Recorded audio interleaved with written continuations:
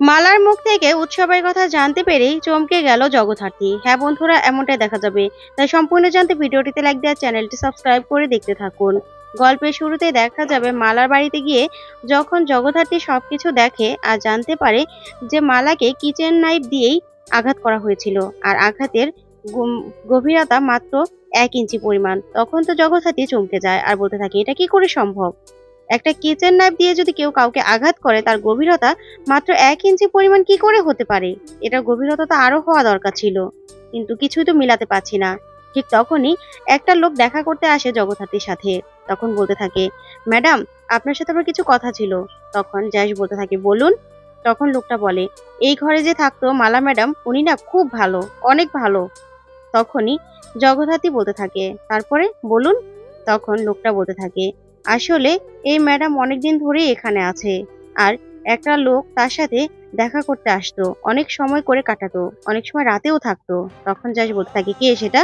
তখন লোকটা বলে, ওনার হাজবেন্ড। তখন জ্যাস বলে, আচ্ছা, ওর হাজবেন্ডের নাম কি আপনি জানেন? তখন লোকটা বলতে থাকে, না না ম্যাডাম, কখনো জিজ্ঞাসা করার সুযোগ পাইনি। তখন জ্যাস বলে, তাহলে দেখতে কেমন সেটা তো বলতে পারবেন? তখন লোকটা বলে, খুব লম্বা আর মুখ ভর্তি দাড়ি। তখন জ্যাস বলতে থাকে, ও আচ্ছা, তারপরে আপনি কি দেখলেন?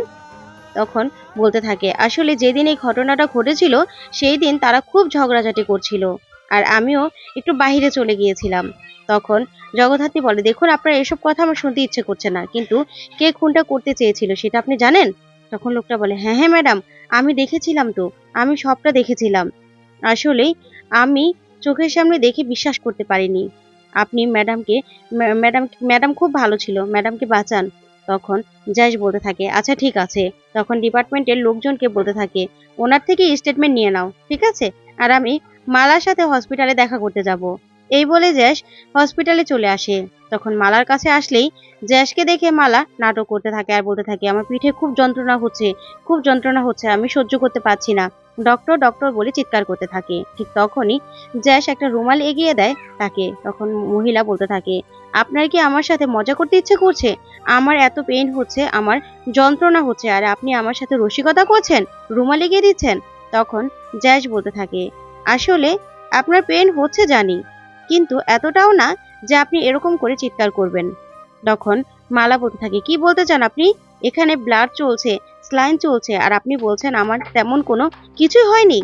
তখন জ্যাস ওনার হাতটা ধরে বলতে থাকে, কই, কোথায় স্লাইন চলছে, কোথায় ব্লাড চলছে? আমি তো দেখতে পাচ্ছি না। আপনি মনে হয় ভুলে যাচ্ছেন, তাই না?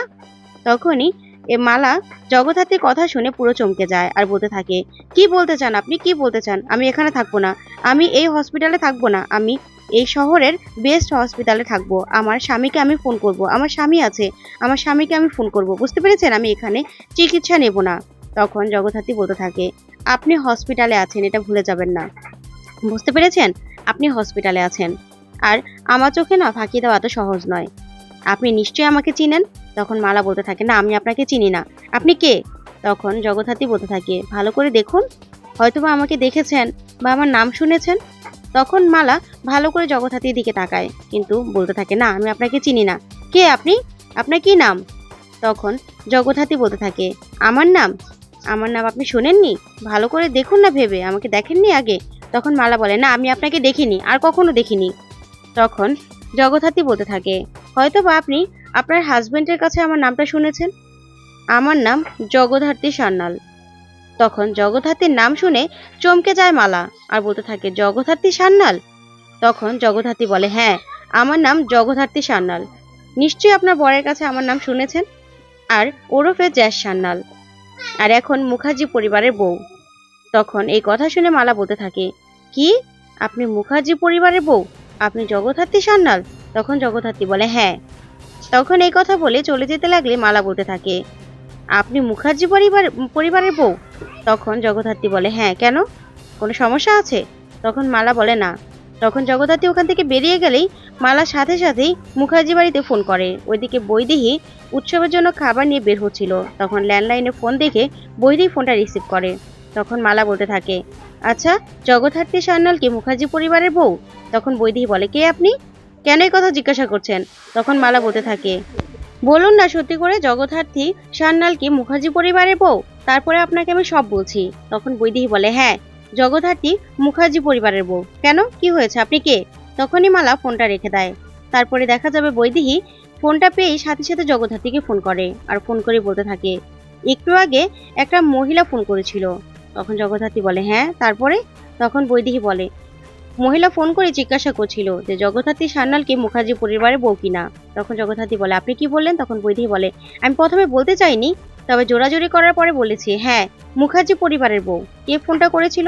তখন জগদ্ধাত্রী বলতে থাকে, আমি নিশ্চয়ই ধরতে পেরেছি কে ফোনটা করেছিল। তারপরে বৈদেহী বলতে থাকে, কে ফোনটা করেছিল?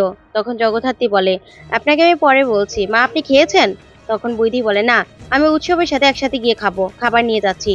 তখন জগদ্ধাত্রী বলে, মা যাবেন না প্লিজ, ওখানে সমস্যা হবে, আবার একটা গ্যাঞ্জাম সৃষ্টি হবে। তখন বৈদেহী বলে, আমাকে মা বলবে না, বুঝেছো, আমাকে মা বললে না। এই বলে ফোনটা রেখে দিলে তখন জগদ্ধাত্রী বলতে থাকে, আবার একটা অশান্তি হবে, দূর, ভালো লাগছে না। তারপরে মালার কাছে আবার যায়, আর গিয়েই বলতে থাকে, কি ব্যাপার মালা চ্যাটার্জি, আপনার এত কৌতূহল কেন আমি মুখার্জি পরিবারের বউ কিনা সেটা জানার জন্য? তখন মালা বলতে থাকে, কেন, কি হয়েছে? তখন জগদ্ধাত্রী বলে, আপনি ফোন করে কেন জিজ্ঞাসা করেছেন? এখন এখন কি বুঝলেন? তখনই মালা বলতে থাকে, তুমি তুমি সেই জগদ্ধাত্রী যে কিনা চুপচাপ বোকাশোকা একটা মেয়ে ছিলে, তাই না? উৎসব মুখার্জির প্রেমিকা ছিলে। এটাই আমার কাছে বড় বড় সত্যি, এটাই আমার জানা, আর কোনো কিছু আমি জানতে চাই না। তখন জগদ্ধাত্রী বলে, শুনুন, আমি মুখার্জি পরিবারের বউ, আর ডিপার্টমেন্টেও চাকরি করি। তখন মায়া বলতে থাকে, অত কিছু আমি জানতে চাই না, তাই মুখার্জি পরিবারের বউ বলে কি আমার খুনিকে ধরবেন না? তারপরে জগদ্ধাত্রী বলতে থাকে, অবশ্যই ধরবো, খুনিকে ধরবো না মানে? কেসটা আমি সলভ করব। তখন মায়া বলতে থাকে, তাহলে কে আমাকে খুনের চেষ্টা করেছিল আপনি জানেন? তখন জগদ্ধাত্রী বলে, মনে হচ্ছে আমি ধরে ফেলেছি। এই কেসটা খুব জটিল হলেও আমার কাছে খুব সহজ মনে হচ্ছে, সবকিছু একসাথে মিলে যাচ্ছে, বুঝতে পেরেছেন? এই বলেই ওখান থেকে জগদ্ধাত্রী চলে যায়। তখন মালা অবাক হয়ে জগদ্ধাত্রীর দিকে তাকিয়ে থাকে। তারপরে দেখা যাবে ওইদিকে বৈদেহী অফিসে চলে যায় খাবার নিয়ে। তখন কৌশিকীকে বলে, আসবো? তখন কৌশিকী বলে, কাকিমণি তুমি এখানে? তখন বৈদেহী বলতে থাকে, হ্যাঁ, তোমার অফিসের একজন কর্মচারী, সাধারণ কর্মচারী, তার মা এসেছে, আর এখানে আমি এসেছি। তখন খাবারগুলো রাখলে কৌশিকী বলতে থাকে, এগুলো কি কাকিমণি, এগুলো কি নিয়ে এসেছো তুমি? তখন বৈদেহী বলে, এখানে রান্না করা বাসন্তী পোলাও আর মাটন কষা আর ফিশ ফ্রাই আছে, আর কিছু দামি দামি রেস্টুরেন্টের খাবার রয়েছে, যা কিনা আমার ছেলে উৎসব খাবে। আমার উৎসবের জন্য আমি খাবারগুলো নিয়ে এসেছি, আমরা একসাথে খাবো, বুঝেছো? তখনই কেয়ারটেকারকে বলতে থাকে, যাও উৎসব স্যারকে ডেকে দাও। তখন কৌশিকী বলে, না, উৎসব এখানে আসবে না, উৎসবকে ডাকবে না তুমি। যা শুনে বৈদেহী অবাক হয়ে কৌশিকীর দিকে তাকিয়ে থাকে। তারপরে বলতে থাকে, কি বলছো কৌশিকী, কেন আসবে না উৎসব? উৎসবের জন্য আমি খাবার নিয়ে এসেছি, আমি নিজের হাতে আমার ছেলেকে খাইয়ে দেবো। তখন কৌশিকী বলতে থাকে, না কাকিমণি, আমি তো বারণ করেছি, উৎসব এখানকার খাবারই খাবে, তুমি প্লিজ এগুলো নিয়ে বাড়াবাড়ি করবে না। তো বন্ধুরা, আজকের আপডেটটি কেমন লাগলো কমেন্ট করে জানাও। ধন্যবাদ।